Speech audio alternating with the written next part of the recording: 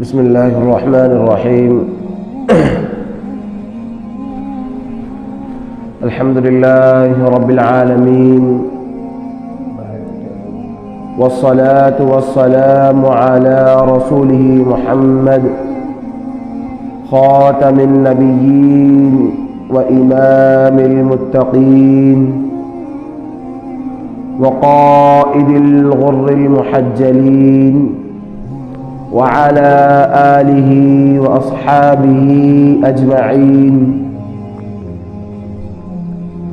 أما بعد، فأعوذ بالله من الشيطان الرجيم. بسم الله الرحمن الرحيم. إنما يعمر مساجد الله من آمن بالله واليوم الآخر وأقام الصلاة وآتى الزكاة ولم يخش إلا الله فعسى أولئك أن يكونوا من المهتدين. عن أبي هريرة رضي الله عنه أن رسول الله صلى الله عليه وسلم أحب البلاد إلى الله مساجدها وأبغض البلاد إلى الله أسواقها. رواه البخاري. وعن أبي هريرة رضي الله عنه قال قال رسول الله صلى الله عليه وسلم: المشاؤون إلى المساجد في الظلم أولئك الخواضون في رحمة الله. رواه ابن ماجه. أو كما قال النبي صلى الله عليه وسلم: اللهم رب اشرح لي صدري ويسر لي أمري واحلل عقدة من لساني يفقهوا قولي. شروع اللہ کے نام سے جو بڑا مہربان نہایت رحم والا ہے. درود شریف پڑھ لے بھائی. اللہم صلی علی محمد وعلى آل محمد كما صليت على إبراهيم وعلى آل إبراهيم إنك حميد مجيد.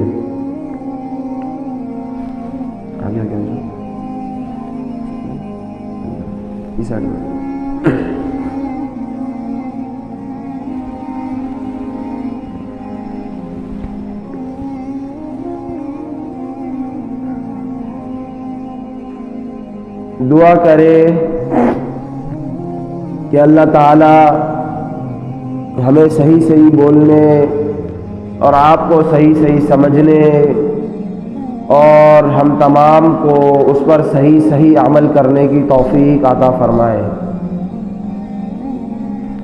محترم بھائیوں، بزرگوں، دوستوں، اللہ تعالیٰ کا بے انتہا احسان ہوا، کرم ہوا، فضل ہوا کہ اللہ تعالیٰ نے پھر دوبارہ ہم کو افضل الایام، سب سے دنوں میں سب سے افضل دن ہم کو دوبارہ نصیب فرمایا.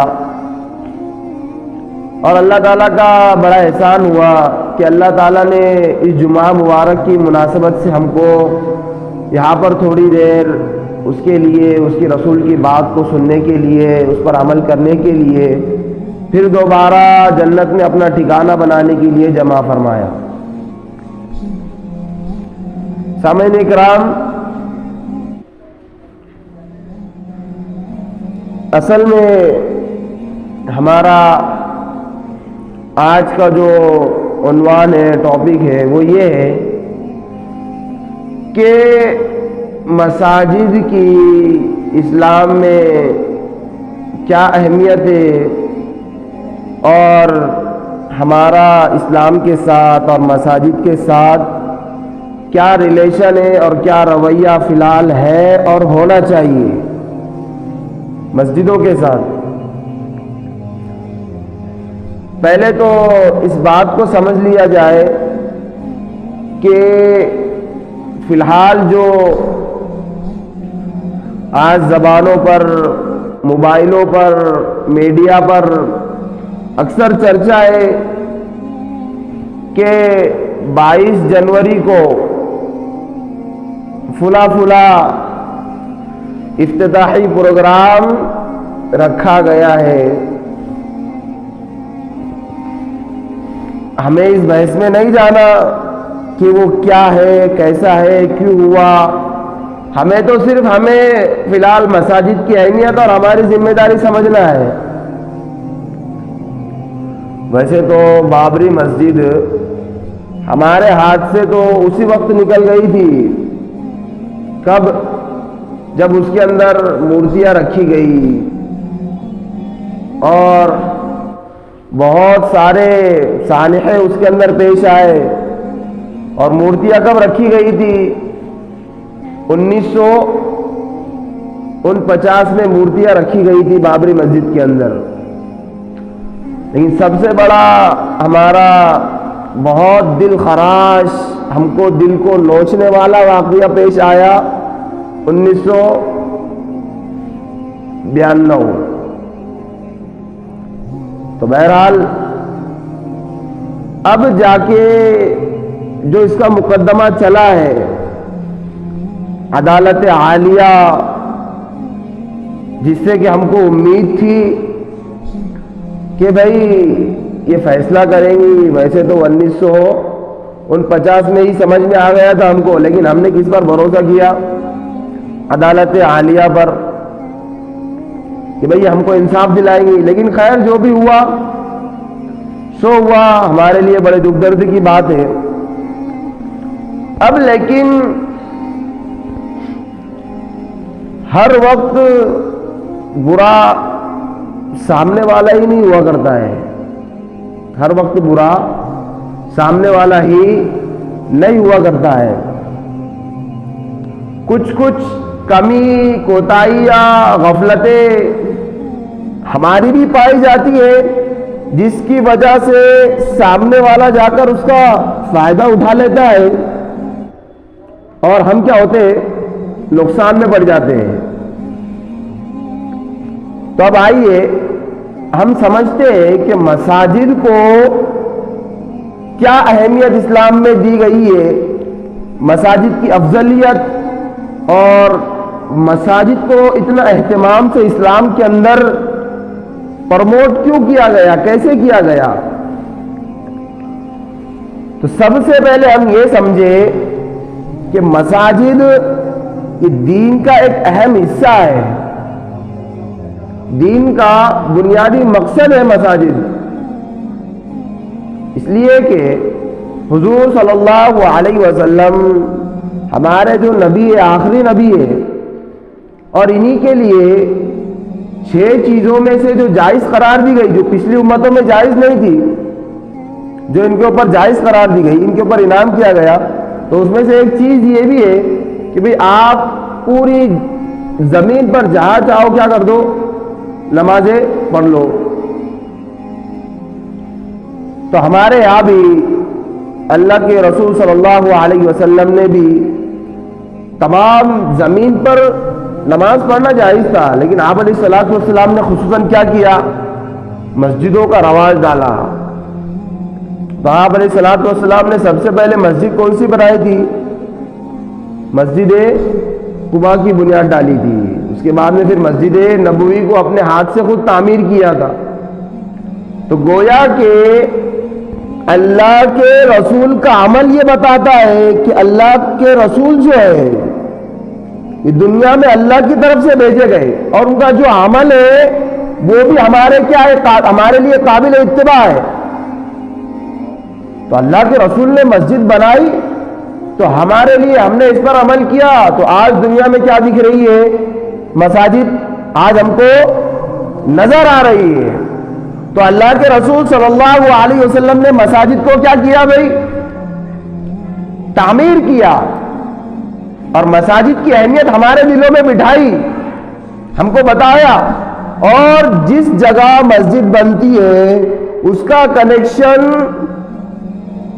بیت اللہ سے ہوتا ہے، مسجد حرام سے ہوتا ہے. مسجد حرام پاور ہاؤس ہے، اور جو وہاں سے جو لائن، جو کرنٹ ملتا ہے، جو رحمتیں برکتیں جو اترتی ہے، تو سب سے پہلے منبر پر اترتی ہے. اسی لیے سب سے پہلے وہ برکت کو حاصل کرنے والا کون؟ امام صاحب. اس کے بعد میں کون؟ پہلی صف والے. اس کے بعد میں کون؟ دوسری تیسری. جو جتنا دور رہے گا وہ اس کو اتنی کم. تو اسی طریقے سے یہ مساجد کی ہمارے اندر بہت زیادہ اسلام کے اندر فضیلت ہے. اب مساجد کی اہمیت اور فضیلت ہم کو سمجھ میں آتی ہے کہ اللہ نے خود اس کی نسبت اپنی طرف کی ہے. اب کوئی بڑا انسان جب کسی چیز کی نسبت اپنی طرف کرتا ہے تو وہ چیز کیا ہو جاتی ہے؟ بڑی ہو جاتی ہے. وہ چیز کیا ہو جاتی ہے؟ ارے دو پانی ہے، ایک پانی مائے زمزم ہے، زمزم کا پانی ہے، اور ایک پانی عام سا پانی، سادہ سیدھا پانی ہے. تو مائے زمزم جو پانی ہے وہ پانی اگر مائے زمزم کے کنویں سے نکل کے آیا تو ہم اس کو کیا کہیں گے؟ مائے زمزم ہمارے برکت والا پانی ہے، اس کو نیچے نہیں گرا سکتے. اور اس کے جو قطرات وغیرہ رہیں گے اس کو پورے چہرے پر ملیں گے، پیئیں گے برکتاً کہ ہم کو برکت حاصل ہو جائے. اور جو سادہ پانی ہے اس کو ہم اس سے نہائیں گے بھی، اس کو کوئی ہمارے نزدیک اتنی زیادہ ویلیو نہیں ہوگی. ہاں اتنی ویلیو ہے کہ ہماری زندگی بسر کرنے کے لیے وہ کام ہے. وَجَعَلْنَا مِنَ الْمَاءِ كُلَّ شَيْءٍ حَيٍّ. اللہ تعالیٰ نے پانی کے ذریعے تمام جانداروں کی زندگی کو اس سے جڑا دیا. پانی سے، پانی نہ ہو تو جانداری نہ ہو، اس کے اندر جان ہی نہ رہے. تو بہرحال اللہ تعالیٰ نے مساجد کی جو نسبت کی وہ اپنی طرف کی ہے. کیا فرمایا اللہ تعالیٰ نے؟ وَأَنَّ الْمَسَاجِدَ لِلَّهِ. کہ مساجد کی کس کی ملکیت ہے؟ یہ کس کے لیے ہے؟ یہ جو مسجدیں بنی ہوئی کس کے لیے؟ آج اللہ ہی کے لیے ہے، یعنی اللہ کی ملکیت ہے. یہ کسی کی ملکیت نہیں ہے. مساجد یہ دنیا کا رواج ہے کہ مسجد بنانے کے بعد میں اس کا ایک متولی طے کیا جاتا ہے، ایک صدر صاحب طے کیے جاتے ہیں، اسی طریقے سے اس کی ایک کمیٹی بنائی جاتی ہے. یہ دنیا کے اعتبار سے تاکہ اس کا نظام مضبوطی کے ساتھ چلا رہے. ورنہ اگر مسجد اللہ تعالیٰ کے لیے تو کوئی بھی مسجد میں آئے گا اور کچھ بھی کرے گا. اسی لیے آج بھی ہم کو اس کا خیال رکھنے کی ضرورت ہے کیا کہ مسجد کے جو صدر صاحب ہیں، جو متولی بنے ہوئے ہیں، جو کمیٹی، ہم کو اس کی بات کو اعزازاً اور اکراماً سننا چاہیے کہ وہ نظام کو صحیح باقی رکھ رہے ہیں. ورنہ آج کوئی اپنے گھر کی ذمہ داری نہیں سنبھالتا، لیکن یہ کمیٹی، یہ متولی، یہ صدر صاحب، یہ پوری مسجد کا نظام کو باقی رکھے ہوئے ہیں.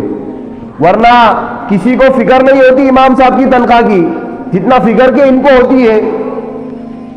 تو بہرحال میں یہ کہہ رہا تھا کہ اللہ تعالیٰ نے کہا یہ مساجد کس کے لیے ہے؟ اللہ ہی کے لیے. فَلَا تَدْعُوا مَعَ اللَّهِ أَحَدًا. اس میں اللہ کے سوا کسی کو نہیں پکارا جائے گا، کسی کو بھی نہیں. اس میں صرف اور صرف اللہ ہی کا نام لیا جائے گا، صرف اور صرف. اب آپ دیکھ لیجئے، اب جب مسجد اللہ کے لیے بن گئی، اللہ تعالیٰ نے مسجدوں کے بارے میں حکم دے دیا کہ مسجدوں کے اندر صرف اور صرف کس کا نام لیا جائے؟ اللہ کا نام لیا جائے. تو اب دیکھ لیجئے جو اللہ کے نام لینے والے ہیں، جو اللہ کے نام لینے والے ہیں، وہ کون سے بندے ہیں؟ اتنی بڑی مسجد اور اتنی بڑی فضیلت مسجد کو حاصل ہے کہ اللہ اور اس کے رسول نے مسجد کو کیا کیا ہے؟ اہمیت دی ہے. اللہ نے مسجد کی نسبت اپنی طرف کی ہے. تو آج بھی ہم مسجدوں کو معمولی چیز نہ سمجھے. اور اللہ نے کہا کہ فَلَا تَدْعُوا مَعَ اللَّهِ أَحَدًا، کہ تم مت پکارو اللہ کے ساتھ. فَلَا تَدْعُوا مَعَ اللَّهِ أَحَدًا، کسی کو بھی، کسی کو مت پکارو. اسی لیے اس کو اور کھولا گیا کہ مسجد میں آنے کے بعد ایک بندے مومن کو کیا کرنا چاہیے. خیر وہ ایک الگ لائن ہے اپنی، وہ الگ ٹاپک ہے. فی الحال یہ دیکھنا ہمیں کہ مسجد میں اللہ تعالیٰ نے جو حکم دیا ہے کہ اللہ کے سوا کسی کو بھی نہیں پکارا جانا چاہیے. تو اللہ تعالیٰ قرآن کریم میں اس کو بیان فرماتا ہے کہ جو لوگ اللہ کو یاد کرنے والے، جو لوگ اللہ کی بڑائی بیان کرنے والے، جو لوگ مسجد میں آ کر اللہ کو پکارنے والے ہیں، جو لوگ اللہ سے فریاد لگانے والے ہیں، جو لوگ اللہ سے لو لگانے والے ہیں، جو لوگ اللہ سے باتیں کرنے والے ہیں، اس کو قرآن کریم نے اللہ تعالیٰ نے بیان فرمایا انما یعمر مساجد اللہ من آمن باللہ والیوم الآخر واقام الصلاة وآت الزکاة ولم یخش الا اللہ فعسى اولئک یکونوا من المہتدین۔ تو اللہ تعالیٰ نے فرمایا کہ مسجدوں کو آباد کرنے والے، مسجدوں کے اندر رہ کر اللہ کا نام لینے والے، مسجد آباد کیسی ہوگی؟ اس کے اندر جا کر اللہ کا ذکر ہوگا، اللہ کی تسبیح کی جائے گی، اللہ کی تحمید کی جائے گی، اللہ کی تقدیس کی جائے گی، تو اس کے اندر کیا ہوگا؟ اللہ کا مقدس نام لیا جائے گا، تو مسجدیں کیا ہوں گی؟ آباد ہوں گی۔ اب ایک گھر بھرا ہوا ہے، آپ اس کے اندر صرف آتے اور جاتے رہتے نہیں، کھاتے پیتے نہیں، تو اس کو آباد بولیں گے ہم کیا ویران بولیں گے؟ ویران ہی کہہ سکتے اس کو ہم، تو ویران گھر ہے۔ تو اسی لیے مسجد میں آنے کے بعد ہماری ذمہ داری یہ نہیں بنتی کہ ہم آئے اور نماز پڑھ کر فوراً چلے جائیں، بلکہ اللہ تعالیٰ فرماتے انما یعمر مساجد اللہ، یقیناً مسجدوں کو آباد کرنے والے وہی ہے کہ جو اللہ پر یقین رکھتے، اللہ پر ایمان رکھتے۔ سب سے پہلی چیز ان کا ایمان کس پر ہوتا ہے؟ اللہ پر۔ من آمن باللہ، اللہ پر وہ ایمان رکھتے ہیں۔ الحمدللہ ہم سب ایمان رکھتے ہیں۔ نمبر 2 والیوم الآخر، اور آخری دن پر بھی کیا ہوتا ہے؟ ان کا ایمان ہوتا ہے۔ من آمن باللہ والیوم الآخر، تو ماشاءاللہ الحمدللہ ہم سب اللہ پر یقین رکھتے ہیں، آخرت پر ایمان رکھتے ہیں نا، الحمدللہ۔ اور فرمایا وَأَقَامَ الصَّلَاةَ، اور وہ نماز بھی کیا کرتے ہیں؟ پابندی سے پڑھتے ہیں۔ نماز پڑھتے نہیں، نماز کیا کرتے ہیں؟ پابندی سے پڑھتے۔ وَآتَ الزَّکَاةَ، اور زکوٰۃ کو بھی کیا کرتے ہیں؟ برابر پابندی سے ادا کرتے ہیں۔ زکوٰۃ کو بھی پابندی سے ادا کرتے۔ زکوٰۃ کے اندر واجب زکوٰۃ بھی آ گئی جو فرض ہوتی ہے انسان کے اوپر، اور اسی طریقے سے نفلی صدقات وغیرہ بھی آ گئے۔ اور آگے فرمایا وآتَ الزَّکَاةَ وَلَمْ يَخْشَ إِلَّا اللَّهَ، اور وہ اللہ کے سوا کسی سے نہیں ڈرتے، ان کو کسی کا خوف نہیں ہوتا۔ مسجد میں آنے کے بعد چاہے مسجد میں ہو یا باہر ہو، باہر کی کدھر بھی دنیا میں ہو، وہ کس سے ڈرتے ہیں؟ صرف وَلَمْ يَخْشَ إِلَّا اللَّهَ، وہ اللہ کے سوا کسی سے نہیں ڈرتے۔ اسی لیے آج بھی اگر بندہ اللہ سے ڈرے تو سامنے کتنا بھی بڑا رشتہ دار آ جائے، کتنا بھی بڑا شخص آ جائے، کتنا بھی بڑا منتری آ جائے، اس کو اس سے کوئی لینا دینا نہیں ہے، کوئی لینا دینا نہیں۔ بس میرا اللہ راضی رہے، میں اللہ سے ڈر رہا ہوں، بس اللہ میرے سے خوش ہے، میں اللہ سے ڈر رہا ہوں، اللہ کی مرضیات پر عمل کر رہا ہوں۔ تو بیچ میں یاد رکھیے، جب آپ کوئی چیز پر عمل کریں گے اللہ تعالیٰ کی مرضیات پہ چلیں گے، تو لوگوں کی جو مرضی ہے وہ آپ کے خلاف ہو جائیں گے۔ لوگ کیا کریں گے؟ آپ کے اپوز ہو جائیں گے، آپ کے خلاف ہو جائیں گے۔ تو یہ گوہر نہیں ملتا بادشاہوں کے خزینوں میں۔ ہمیں چاہیے کہ ہم کس کی مرضی پہ عمل کریں؟ اللہ کی مرضیات پر عمل کریں۔ اب جیسے کوئی بندہ ہے، کسی نے اللہ کی اور اللہ کی رسول صلی اللہ علیہ وسلم کی سنت پر عمل کر لیا اور اس کے اندر کیا کر دیا؟ بس کسی کا خیال نہیں کیا، صرف اللہ اور اس کی رسول کی مرضیات کو دیکھا، تو اب ظاہری بات ہے اس کو لوگ ٹارچر کریں گے۔ دنیا ہے، ہوتا ہے۔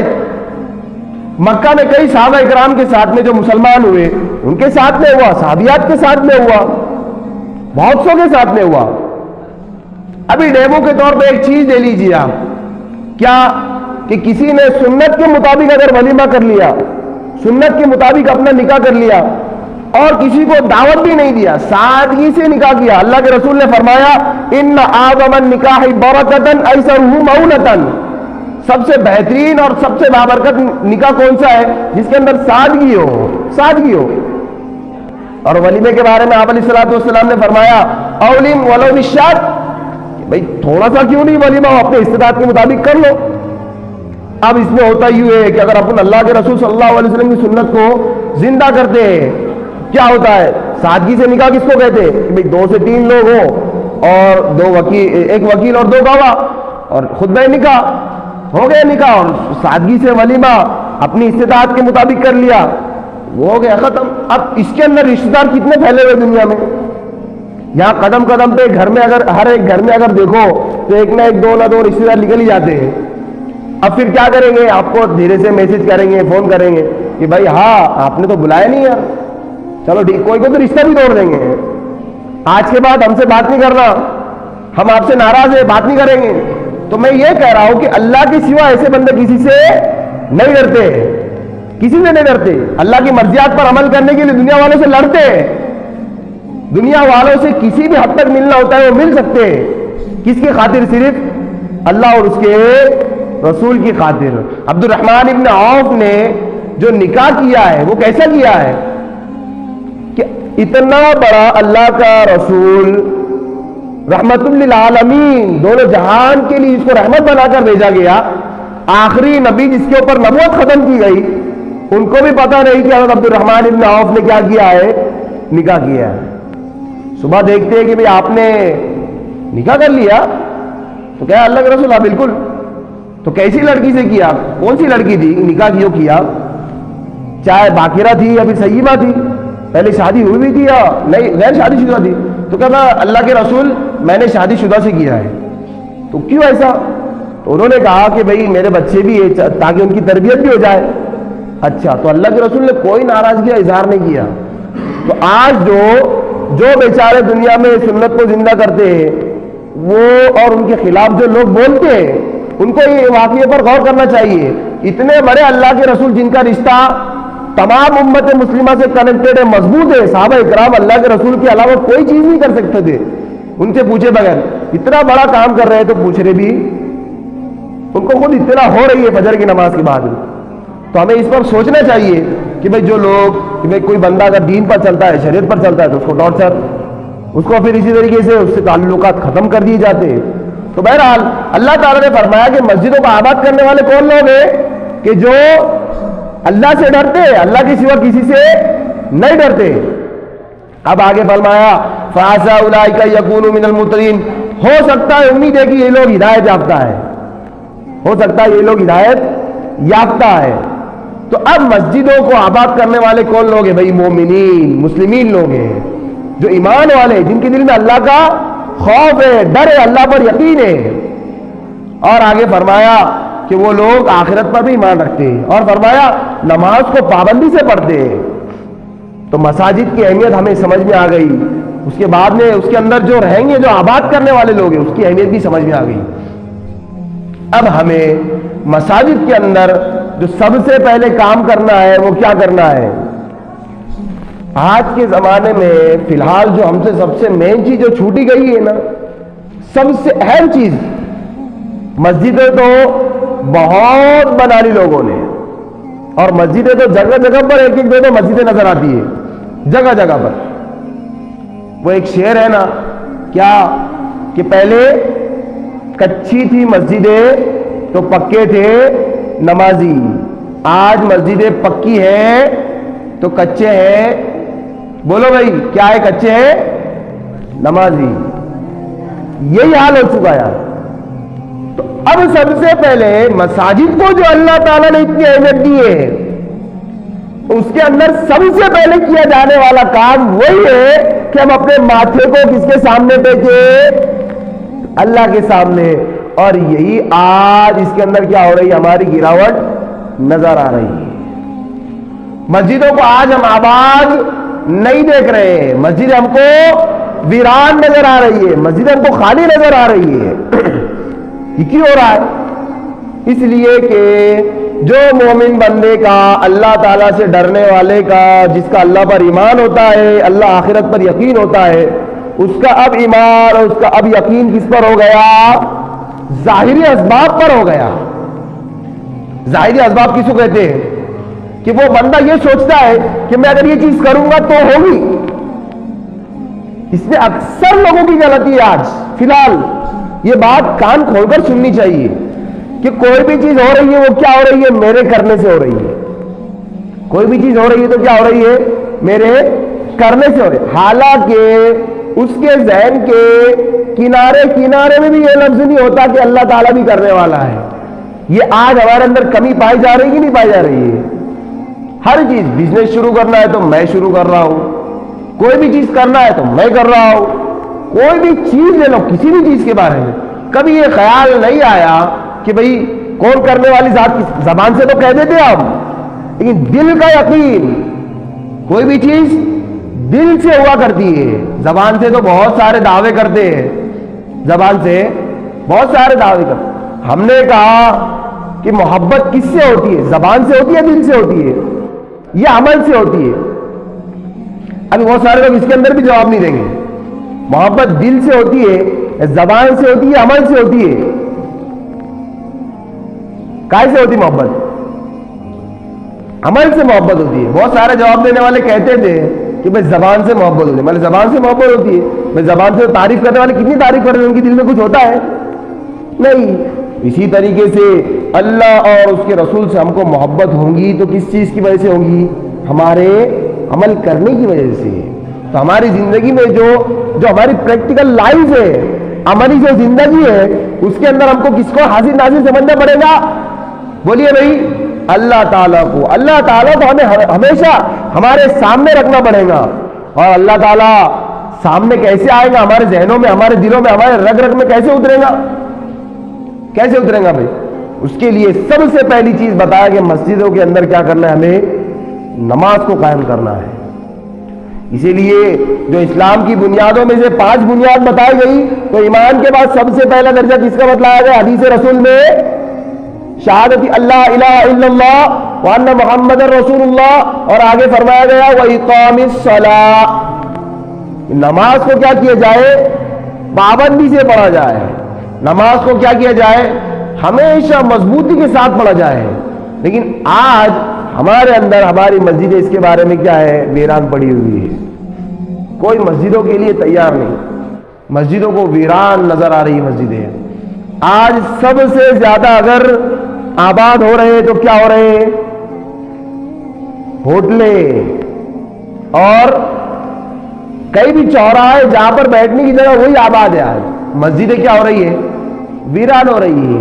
اب آنے والا ہے رمضان، تب اس میں کیا ہوگا؟ جو بندہ کبھی نماز نہیں پڑھتا تھا، جو بندہ کبھی مسجد میں نہیں آیا، اب وہ بھی آ کر کہے گا امام صاحب کو، امام صاحب یہ ذرا آپ نفلیں نہیں پڑھتے. کوئی بھی اگر اس کو الٹا سسٹمیٹک نظر آیا تو کیا کرے گا؟ وہ بچوں کو نکالو یار، بچے کیا آواز کرتے، ڈسٹرب ہوتا ہے ہم کو نماز میں. اور حالانکہ رمضان کے علاوہ اس کو بولو مسجد میں آنے کے لیے،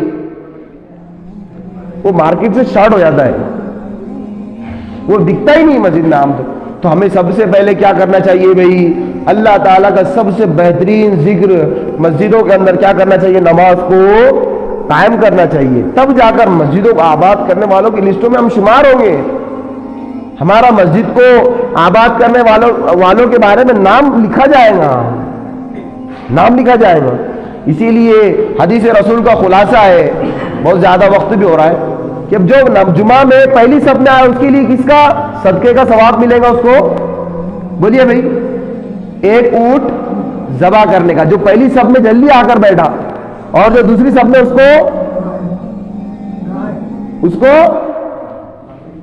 سے کم، اس کو مرغی، پھر اس کے پیچھے انڈا، اور جو پیچھے سے آیا، ہاں. اور کہا گیا کہ جو خطبے میں بھی نہیں رہا تو اس کی جمعے کی نماز بھی نہیں ہوتی. جو خطبے میں حاضر نہیں رہا تو آپ فجر چھوڑیے، عام دن کی ظہر چھوڑیے، عصر چھوڑیے، جمعے کا حال بتائیے آپ. میں بھی اس کے اندر شامل ہوں، میں الگ نہیں ہوں. جہاں امام اور مصلی ان کا کانٹیکٹ ایک ہی ہوتا ہے، تو میں بھی آپ کے ساتھ مخاطب ہوں، میں اپنے آپ میں خود. تو آپ بتائیے جمعہ کا یہ حال ہے. ابھی آپ نظر دوڑائیے پیچھے، ہے کتنی صف خالی ہے؟ تو ہماری اپنی کمزوری ہے اس کے اندر. اور جب کچھ ہوا تو فوراً ہم کیا ہو گئے؟ مارچ لے کر چل رہے، چلو we want justice, we want justice. ہم کو انصاف چاہیے، ہم کو انصاف چاہیے.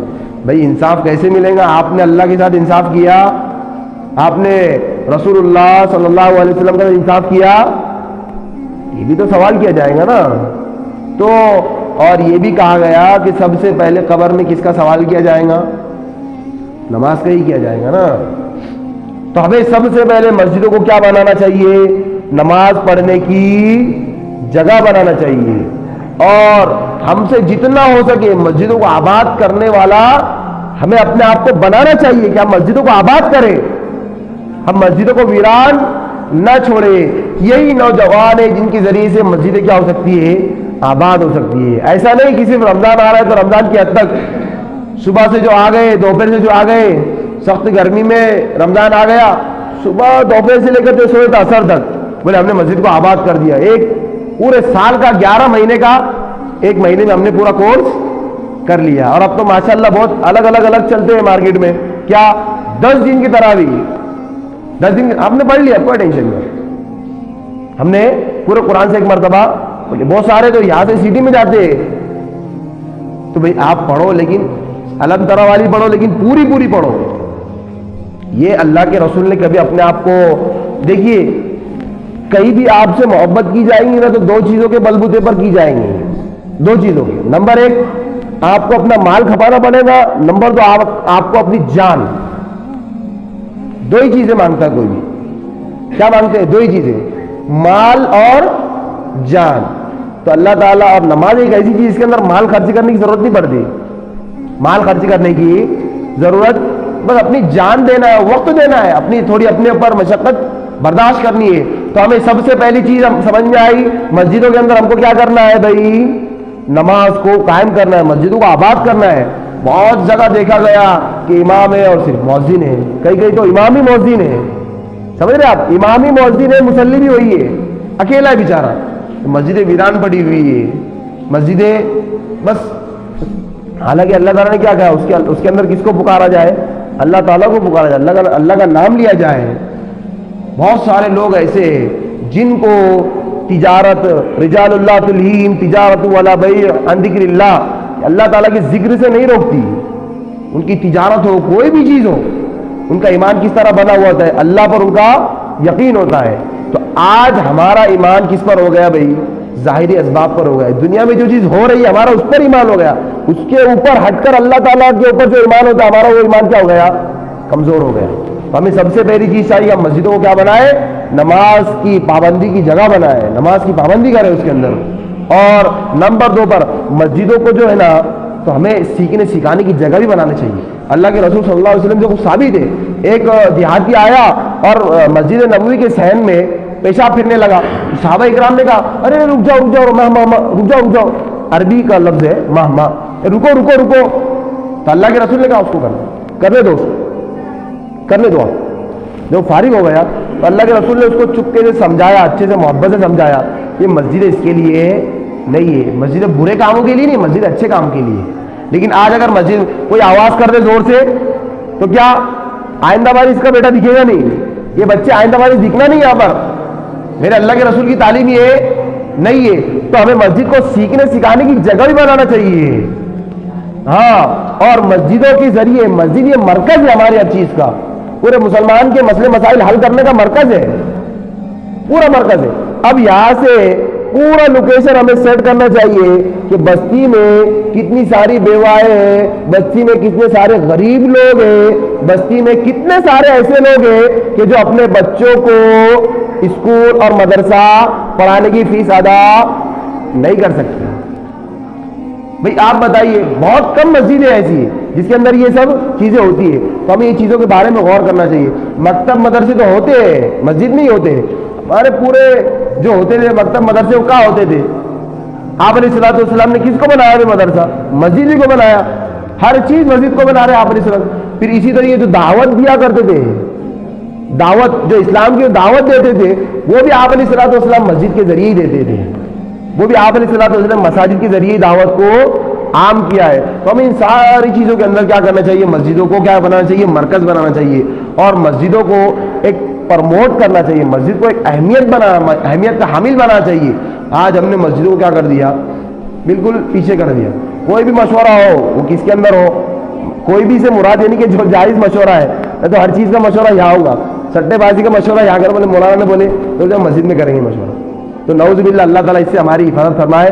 یہ چند باتیں تھی مساجد کے بارے میں۔ تو پھر ہم کو کل کو ایسے اس کی ضرورت نہیں پڑے گی کہ ہمارے ساتھ انصاف نہیں ہوا، ہم کو انصاف چاہیے، اور جو 22 جنوری کو جو ہونے والا ہے اس کے بارے میں یہ سب چیزیں ہمارے لیے نہیں ہوں گی۔ کب نہیں ہوں گی؟ جب کہ ہم کیا کریں گے؟ ہمارے ایمان کو مضبوط کر کے مسجدوں کو کیا کریں گے؟ آباد کریں گے۔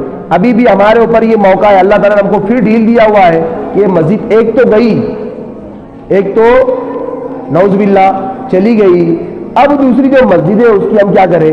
حفاظت کریں، اس کے بارے میں بالکل بھی اب کمی کوتاہی سے کام نہ لے۔ تو ہماری ذمہ داری یہی ہے سب سے پہلے کہ مسجد کی جتنے قانونی کارروائی ہے وہ سب سے پہلے کر لے۔ اس کے بعد میں جو مسجد ویران پڑی ہوئی ہے، جس پر ایسا لگ سکتا ہے کہ اس کے اوپر اب آبجیکشن اٹھ سکتا ہے، اس کے اوپر اعتراض اٹھ سکتا ہے اور وہ کسی بھی طریقے سے جا سکتی ہے، اور بھی بہت ساری مسجدوں کے بارے میں سننے میں آیا ہے کہ ایسے اس طرح سے ہو رہا ہے، تو ہمیں پوری ساری اور جو مسجد آباد میں اس کو آباد کرنے کی فکر میں لگنا چاہیے۔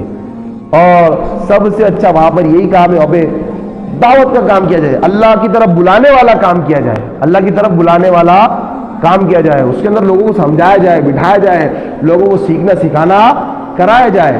فی الحال جو مشہور و معروف تبلیغی جماعت جو چل رہی ہے یہ بھی اپنی جگہ ٹھیک ہے، اپنی جگہ صحیح کام کر رہی ہے، اس کا بھی کسی طریقے جو بھی جیسے بھی پھر دروس قرآن ہونا چاہیے۔ الحمدللہ ہماری مسجد ابراہیم کے اندر فجر کے بعد میں تفسیر ہوتی ہے، اور عصر کے بعد میں حدیث کو سمجھانا ہوتا ہے، پھر عشاء کے بعد میں بھی 1 گھنٹہ 1.5 گھنٹہ روزانہ تعلیم ہوتی ہے، روزانہ الحمدللہ۔ تو ہمیں چاہیے کہ ہم اس کے اندر کیا کریں؟ ساتھ دیں، کچھ سیکھے سکھائے، بلا کسی مسلک کو دیکھے، بلا کسی کہ بھئی یہ الگ ہے، یہ سنی ہے یعنی تبلیغی ہے، کچھ نہیں کر رہا ہے، ہم کو صرف سیکھنا ہے، ہم کو صرف سیکھنا ہے۔ آج کل جو اکثر لوگ جو بھڑ گئے نا اس کے اندر ہی بھڑ گئے، وہ الگ ہے، وہ اہل حدیث، اہل سنی، اہل تبلیغی، نہیں وہ اس کی مسجد میں نہیں جانا۔ آپ کو اس سے کیا لینا؟ آپ کو ہم کو صرف سیکھنا ہے، ہم کو صرف سیکھنا ہے۔ اللہ کے رسول کی حدیث آ رہی ہے سامنے، بس اسی کے کیا مطلب ہے، کیا بولنا چاہیے، کیا بولنا چاہ رہے ہیں اللہ کے رسول، اس کو سیکھے۔ جہاں پر آپ کو ٹھیک لگا وہاں پر آپ لے لو، اچھی چیز تو کیسی بھی لینا چاہیے، خود ما صفا وداما قدر، اچھی چیز چاہے دشمن کے پاس سے ملے اس کو بھی لے لینا چاہیے۔ تو یہ تمام باتیں تھی مسجد کے بارے میں، تو ہمیں مسجد کے بارے میں پورا خیال رکھنا ضروری ہے۔ تو اب رمضان آ رہا ہے، تو رمضان کے اندر ہم یہ کوشش کریں کہ ہماری ایک نماز کیسی ہو گئی؟ جماعت کے ساتھ ہو، کیسی ہو؟ جماعت کے ساتھ ہو، اور تراویح جو ہو وہ ہماری بنا کسی ایک رکعت کو آگے پیچھے کیے ہوئے پوری پابندی سے ہو۔ 20 تو رکعت ہوتی ہے، 12 مہینوں میں سے 1 مہینہ تو آتا ہے، اللہ تعالیٰ اگر چاہتے ہم کو مصیبت دینا تو 2 مہینے بھی کر سکتے تھے، 3 مہینے بھی کر سکتے تھے، 1 مہینہ کم از کم ہم کیا کریں؟ اخلاص سے اور دل سے بالکل اللہ تعالیٰ کے حوالے ہو کر عبادت کریں، تو ہو سکتا ہے اللہ تعالیٰ ہم کو کیا کرے؟ اللہ تعالیٰ ہم کو کیا کرے؟ بخش دے۔ تو اب رمضان بھی آ رہے ہیں، تو رمضان کے روزے، اس کے اندر نمازیں، اور اس کے اندر بعد میں رات کا جو قیام ہے، تراویح، سنت موقدہ ہے، اس کو بھی پابندی سے ادا کرنے کی کوشش کرے۔ پھر رمضان کے روزوں کے جو مسئلے مسائل ہیں بہت سارے اٹھتے آتے ہیں، تو ہم وہ بھی سیکھیں، ہے بھائی ہمارے امام صاحب اس کے لیے بھی ہوتے ہیں، مسئلے مسائل ان سے پوچھے، ان کو سمجھائے۔ امام صاحب کو نہیں معلوم ہے بیچاروں کو، تو وہ معلومات کر کے بولیں گے آپ کو کتابیں پڑھ کے، ہے نا بھائی۔ تو ہمیں رمضان آ رہا ہے، تو رمضان کے لیے ہم کو کیا کرنا چاہیے؟ پوری تیاری کرنا چاہیے۔ سب سے اہم تیاری اس کی یہی ہے کہ ابھی سے ہم مسجدوں کیا کر رہے ہیں؟ کیا کر دیں؟ آباد کرنا شروع کر دیں، کریں گے بھائی سب عمل۔ اللہ تعالیٰ سے دعا ہے کہ اللہ تعالیٰ ہمیں ان تمام باتوں پر عمل کرنے کی توفیق عطا فرمائے۔ وآخر دعوانا الحمدللہ رب العالمین۔